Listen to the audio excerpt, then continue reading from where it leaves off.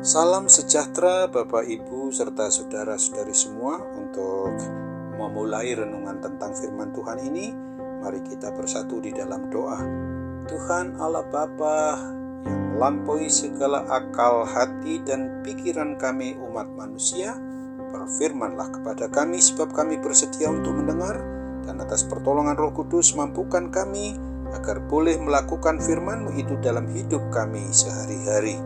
Di dalam nama Tuhan Yesus kami berdoa. Amin.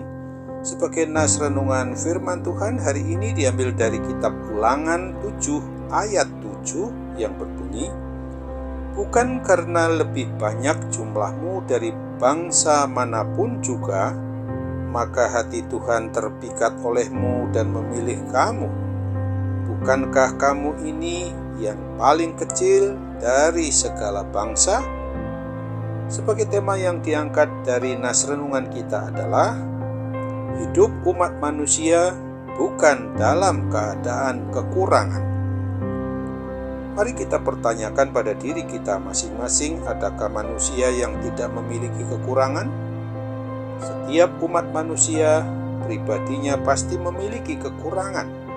Oleh karena itu, seringkali umat manusia mendambakan kesempurnaan dalam hidupnya supaya dapat menutupi kekurangannya.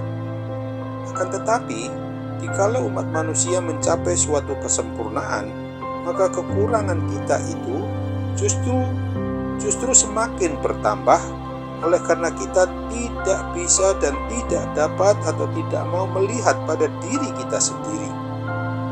Daripada menyikapi setiap kekurangan kita sendiri, sesungguhnya kita justru akan semakin tergoda untuk mencari kesempurnaan diri pribadi kita sendiri, karena kita merasa bahwa diri kita sendiri ini lebih baik daripada orang lain. Umat pilihan Allah Israel sebagai umat yang sungguh-sungguh harus bergantung penuh kepada Allah Yahweh sendiri adalah bangsa atau umat Tuhan yang terkecil jika dibandingkan dengan lawan atau musuh-musuhnya. Akan tetapi hal pemahaman seperti itu adalah sangat jelas menjadi suatu kekurangan mereka, karena besarnya suatu etnis atau suku bangsa itu dapat menentukan hasil suatu peperangan yang terjadi pada saat itu juga. Akan tetapi Tuhan Allah Bapa bagi kita umatnya ini tidak terlihat hal itu sebagai kekurangan mereka. Tuhan Allah Bapa kita melihat umat pilihannya, umat Israel itu sebagai bangsa yang dipilih atau dikasihinya. Sampai pada titik inilah justru bangsa Israel, umat pilihan Allah itu diingatkan oleh Tuhan Allah Yahweh bahwa hanya oleh karena kasih-Nya yang begitu besar, maka mereka mampu menghalau bangsa-bangsa yang lebih besar untuk dikalahkannya, karena peperangan itu senantiasa Tuhan sendiri, Allah Yahweh itu sendiri yang berperang. Oleh karena kasih Allah pada umat-Nya itulah, maka bangsa Israel harus tetap setia kepada Allah dan tidak tergoda dengan hal-hal yang menggoda dari sisi kemanusiaan mereka, dari sisi kedagingan yang tidak sempurna itu. Di dalam menjalani hidup kita sebagai orang yang beriman percaya kepadanya, harus kita akui seringkali orang Kristen secara pribadi maupun keluarga, kita sering hanya fokus pada kekurangan-kekurangan kita, dan dengan berbagai cara kita berusaha untuk menutupi kekurangan kita itu. Kita lupa bahwa sesungguhnya dan sejatinya kita ini memang makhluk dengan berbagai kekurangan, dan ada Allah yang mengasihi kita di dalam segala kekurangan maupun di dalam segala kelebihan yang Tuhan sudah anugerahkan kepada kita umat manusia. Oleh sebab itulah, maka sudah seharusnya bagi kita untuk mau menjalani hidup dengan tetap taat dan setia hanya kepada satu Tuhan Allah yang esa, yang sungguh Dia satu-satunya, yang Alfa dan Omega, yang awal dan yang akhir. Tidak ada yang mendahului Dia dan tidak ada yang mengakhiri Dia. Semuanya satu di dalam satu Allah Bapa, di dalam Yesus Kristus, dan di dalam persekutuan Roh Kudus. Karena kita selalu harus sadari, kita hidup dimampukan di dalam suatu kuasa yang maha segala-galanya bagi kita ini. Amin. Mari kita kembali bersatu di dalam doa. Terima kasih Tuhan Allah Bapa di sorga.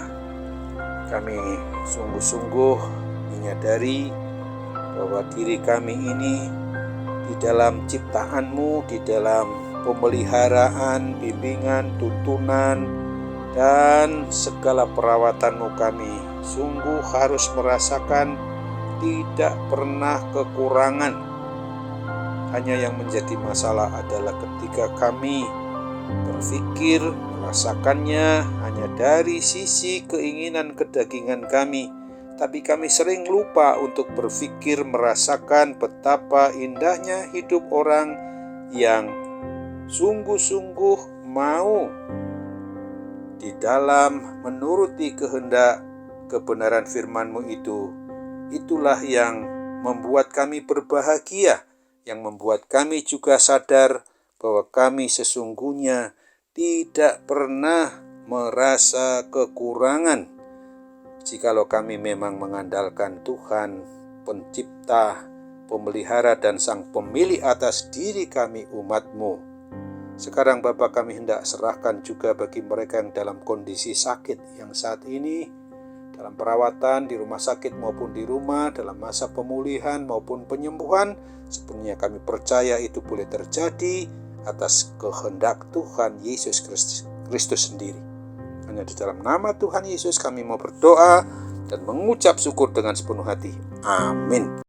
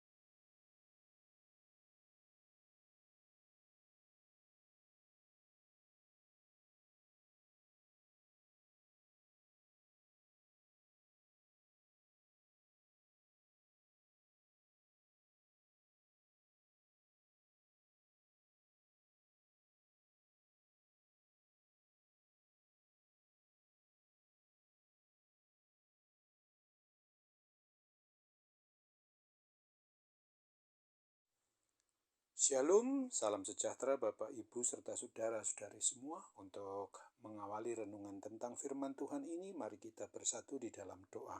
Tuhan Allah Bapa di surga yang melebihi segala akal, hati, dan pikiran kami umat manusia, berfirmanlah kepada kami, sebab kami bersedia untuk mendengar, dan atas pertolongan Roh Kudus, mampukanlah kami untuk boleh melakukan firman-Mu itu dalam hidup kami sehari-hari. Di dalam nama Tuhan Yesus kami berdoa. Amin. Sebagai nas renungan firman Tuhan hari ini diambil dari Yohanes 14 ayat 15 dan 16 yang berbunyi, "Jikalau kamu mengasihi aku, kami akan menuruti segala perintahku. Aku akan minta kepada Bapa, dan Ia akan memberikan kepadamu seorang penolong yang lain, supaya Ia menyertai kamu selama-lamanya." Sebagai tema yang diangkat dari nas renungan kita adalah Tuhan Allah kita itu Trinitas atau Tritunggal. Kata Trinitas atau Tritunggal adalah istilah Alkitabiah secara teologis yang mau menunjukkan pada adanya satu Allah dalam tiga pribadi, dan di dalam Yohanes 14 ayat 15 dan 16 ini paling jelas menyebutkannya. Meskipun istilah ini tidak digunakan di dalam Alkitab, tetapi Trinitas atau Tritunggal adalah sebutan yang tepat untuk satu-satunya Tuhan Allah yang dinyatakan sendiri di dalam kitab suci sebagai Bapa, Anak, dan Roh Kudus. Secara sederhana, dalam satu esensi ketuhanan kita harus membedakan tiga pribadi yang bukan tiga dewa atau tiga bagian atau tiga sifat Tuhan. Tiga pribadi ketuhanan dari Tuhan Allah Bapa kita itu sungguh sederajat dan abadi sifatnya. Ajaran secara Alkitabiah tentang Trinitas atau Tritunggal dikembangkan melalui pewahyuan atau penyataan dari diri Allah Bapa kita itu yang progresif dalam kitab suci atau Alkitab kita orang Kristen. Alkitab mau menyatakan bahwa Tuhan adalah Allah kita, Tuhan itu Esa, Ulangan 6 ayat 4. Keesaan Tuhan ditekankan. Esa berasal dari kata Ibrani Eshad yang berarti kesatuan, gabungan, satu kesatuan. Ini menunjukkan satu kesatuan ilahi dari Trinitas atau Tritunggal itu. Dia adalah satu-satunya Allah Yahweh, tidak ada yang lain. Hanya kepadanya sajalah nama itu diberikan. Tuhan sendiri bukanlah Tuhan yang plural. Dia bukan salah satu di antara banyak lainnya. Tidak ada Allah lain. Ulangan 5 ayat 7-11.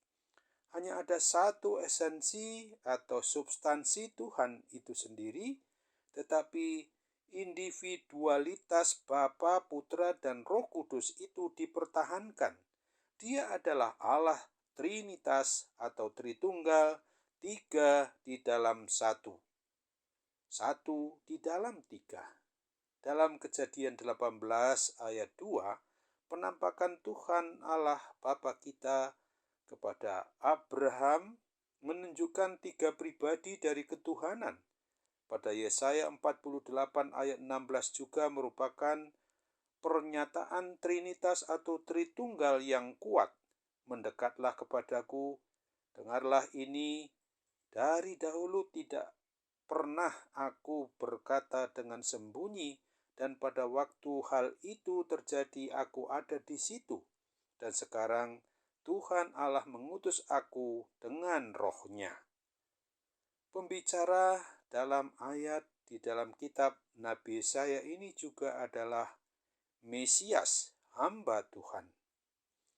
Di dalam Yohanes 8 ayat 58, Tuhan Yesus Kristus menyatakan keilahiannya sendiri. Aku berkata kepadamu, sesungguhnya sebelum Abraham lahir, aku telah ada. Yohanes memulai Injilnya dengan berkata, pada mulanya adalah firman, Firman itu bersama-sama dengan Allah, dan firman itu adalah Allah. Yohanes 1 ayat 1. Siapakah firman itu? Dia adalah Yesus Kristus, anak tunggal Bapa, Mesias, Tuhan dan Juru Selamat kita umat manusia. Amin. Mari kita bersatu di dalam doa. Oh Tuhan Allah Bapa di sorga, terima kasih atas firman Tuhan yang boleh mengingatkan kami akan identitas yang adalah Alfa dan Omega, yang awal dan yang akhir, dinyatakan di dalam Alkitab, kitab suci. Kami orang yang beriman percaya kepadamu Bapa, bahwa Tuhan Allah kami itu adalah Allah yang Trinitas atau Tritunggal, yang sungguh dari penciptaan sampai kepada akhirnya kelak kami akan dikumpulkan dalam tempat yang kekal di surga. Sungguh-sungguh Engkau tetap Allah yang esa, Allah yang satu-satunya.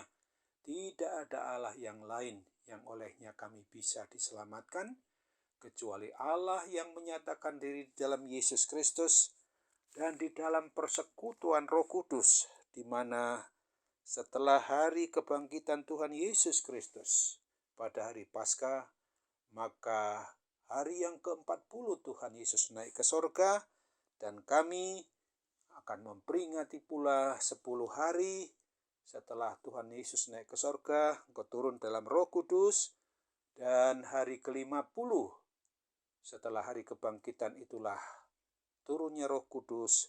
Boleh kami kenang kembali untuk kami ingat bahwa hidup kami disertai diberkati senantiasa oleh Roh Kudus.